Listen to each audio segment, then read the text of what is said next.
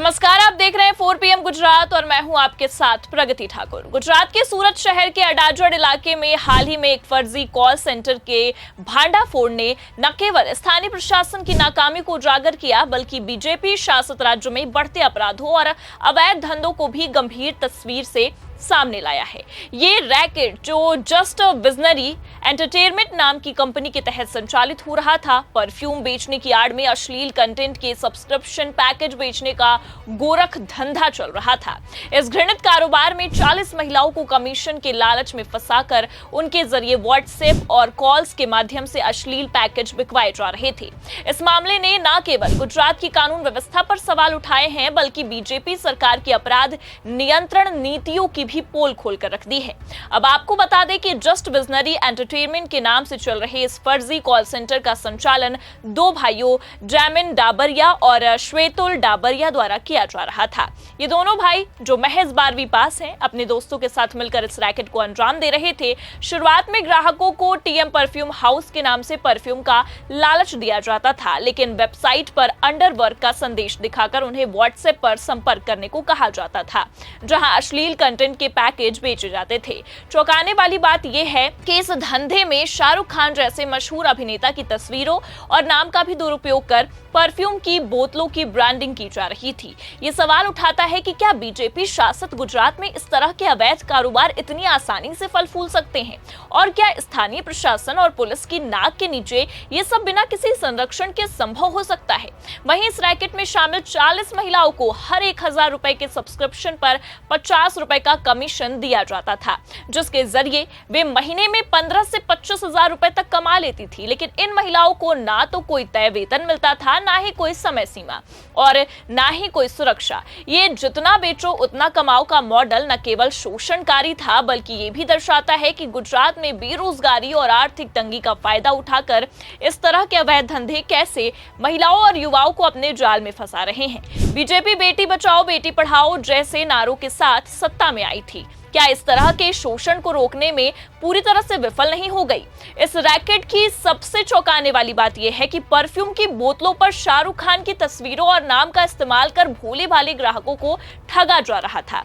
ये न केवल कॉपीराइट उल्लंघन और ब्रांड की छवि को नुकसान पहुंचाने का मामला है बल्कि ये भी सवाल उठाता है कि गुजरात में इस तरह की धोखाधड़ी कैसे इतने बड़े पैमाने पर चल रही थी। क्या स्थानीय प्रशासन और बीजेपी सरकार इस तरह की गतिविधियों पर नजर रखने में असमर्थ है, या फिर ये लापरवाही जानबूझकर की गई थी ताकि कुछ खास लोगों को फायदा पहुंचाया जा सके? अब आपको बता दें कि बीजेपी सरकार हमेशा से गुजरात को विकास का मॉडल और अपराध मुक्त राज्य बताती रही है, लेकिन सूरत जैसे औद्योगिक शहर में इस तरह की फर्जी कॉल सेंटर का खुलेआम संचालन इस दावे की हवा निकाल कर रख देता है। ये पहली बार नहीं है जब गुजरात में इस तरह के अवैध धंधों का पर्दाफाश हुआ है। वहीं हाल ही में सूरत, अहमदाबाद और अन्य शहरों में कई फर्जी कॉल सेंटरों और साइबर स्कैम का भी भांडाफोड़ हुआ है, जो विदेशी नागरिकों को ठगने से लेकर डिजिटल अरेस्ट जैसे अपराधों में लिप्त पाए गए हैं। फिर भी बीजेपी सरकार की ओर से इन अपराधों को रोकने के लिए कोई ठोस नीति या कार्रवाई नजर नहीं आती है। इस रैकेट में शामिल महिलाओं की स्थिति बीजेपी सरकार की आर्थिक नीतियों पर गंभीर सवाल भी उठाती है। ये महिलाएं जो आर्थिक तंगी और बेरोजगारी के कारण इस अवैध धंधे में शामिल हुई, क्या गुजरात के तथा कथित विकास मॉडल की सच्चाई नहीं दर्शाती? बीजेपी सरकार ने पिछले कई वर्षों में गुजरात को औद्योगिक हब के रूप में पेश किया, लेकिन क्या यह विकास आम लोगों तक पहुंचा है? अगर ऐसा होता तो क्या इन महिलाओं को इस तरह के शोषणकारी और अवैध धंधों में शामिल होने की जरूरत भी पड़ती? गुजरात में बेरोजगारी की दर और आर्थिक असमानता बढ़ रही है, जिसका फायदा इस तरह के अवैध रैकेट उठा रहे हैं। जस्ट विजनरी एंटरटेनमेंट जैसे संगठन महिलाओं को कमाई का लालच देकर उनका शोषण कर रहे हैं और बीजेपी सरकार की नीतियां इस तरह के शोषण को रोकने में पूरी तरह से नाकाम साबित हो रही हैं। क्या ये सरकार की प्राथमिकता में आम लोगों की सुरक्षा और सम्मान शामिल नहीं है? वहीं पुलिस ने इस मामले में 8 आरोपियों को गिरफ्तार किया है और जांच भी अभी जारी है, लेकिन ये सवाल बना है कि क्या ये कार्रवाई केवल दिखावे के लिए है या वास्तव में इस रैकेट के पीछे के असली मास्टरमाइंड तक पहुंचा जाएगा? गुजरात में बीजेपी की सरकार पिछले कई दशकों से सत्ता में है और इस दौरान कई ऐसे मामले सामने आते हैं जहां शुरुआती कार्रवाई के बाद जांच को ठंडे बस्ते में डाल दिया जाता है। क्या ये मामला भी उसी तरह से दबा दिया जाएगा? बीजेपी को हमेशा से अपने शासन और कानून व्यवस्था के लिए जाना जाता है, लेकिन इस तरह के अपराधों का बढ़ना इस दावे को खोखला साबित करता है।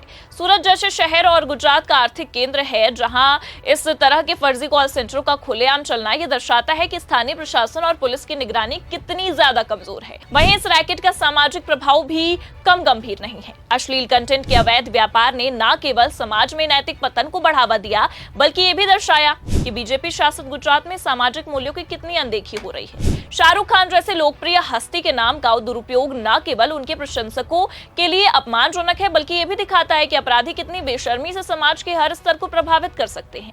इसके अलावा इस रैकेट में शामिल महिलाओं का शोषण एक गंभीर सामाजिक मुद्दा है।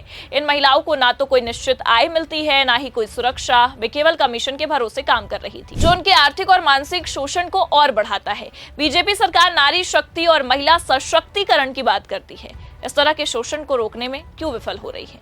क्योंकि आपको बता दें कि ये मामला बीजेपी सरकार के लिए एक बड़ा झटका माना जा रहा है। गुजरात जिसे बीजेपी अपना गढ़ मानती है, वहां पर इस तरह के अपराधों का बढ़ना न केवल सरकार की नाकामी को दर्शाता है, बल्कि ये भी सवाल उठाता है कि क्या बीजेपी की प्राथमिकताएं वास्तव में आम लोगों की सुरक्षा और विकास की ओर है।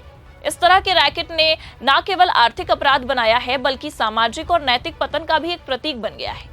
बीजेपी को इस मामले में सख्त कार्रवाई करनी ही होगी। केवल 8 आरोपियों की गिरफ्तारी पर्याप्त तो नहीं है। इस रैकेट के पीछे के असली मास्टरमाइंड और इसके संरक्षकों तक पहुंचना काफी जरूरी है। साथ ही सरकार को यह सुनिश्चित करना होगा कि भविष्य में इस तरह के अवैध धंधे पनप ना सके। बेरोजगारी और आर्थिक तंगी को कम करने के लिए ठोस नीतियां बनानी ही होंगी, ताकि लोग इस तरह के शोषणकारी रैकेट का शिकार न बन सके।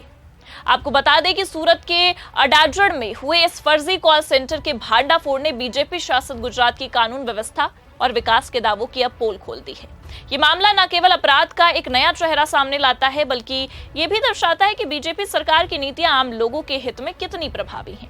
अगर गुजरात को वास्तव में अपराध मुक्त और विकसित राज्य बनाना है, तो बीजेपी को अपनी प्राथमिकताओं को फिर से निर्धारित करना ही होगा और ऐसी घटनाओं को रोकने के लिए सख्त कदम भी उठाने होंगे।